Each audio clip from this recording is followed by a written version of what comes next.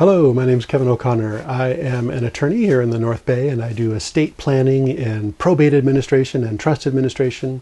And in this video, I want to talk with you about advanced healthcare directives. The advanced healthcare directive, this is one of the main estate planning documents. It's a legal document where you're doing a couple of main things. One, you're indicating who will be your healthcare agent, who will be your surrogate decision maker, who will tell the doctors and nurses what to do in the event that you're unable to speak on your own behalf.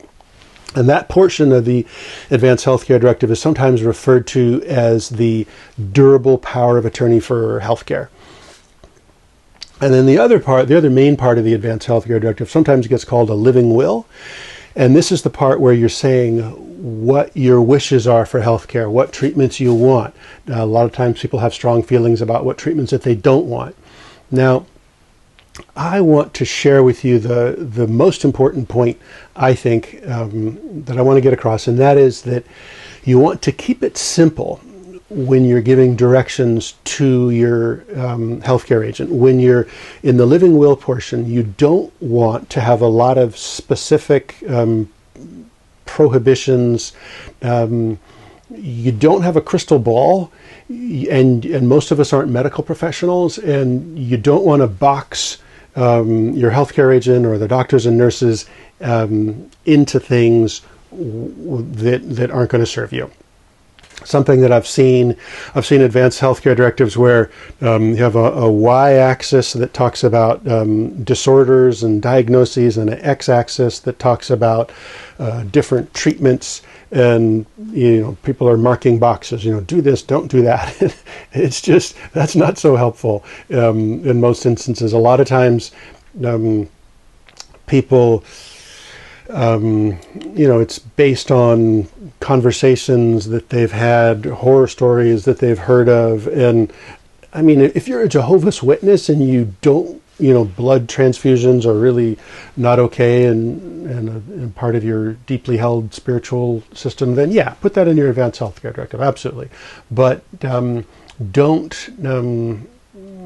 fall into the error that I see a lot, where people just go through all these specifics of be sure and don't do that and do this, and let your healthcare agent and the doctors and nurses respond to the circumstances as they are.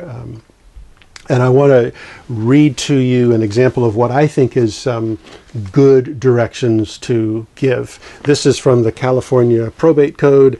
The Probate Code, it describes the law of probate, wills, trusts, and advanced healthcare directives, that area of the law.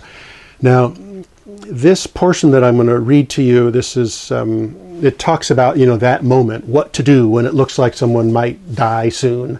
And there's a couple of options: choice not to prolong life or choice to prolong life. And so under choice not to prolong life, it says, I do not want my life to be prolonged if I have an incurable and irreversible condition that will result in my death within a relatively short time. So, let me go.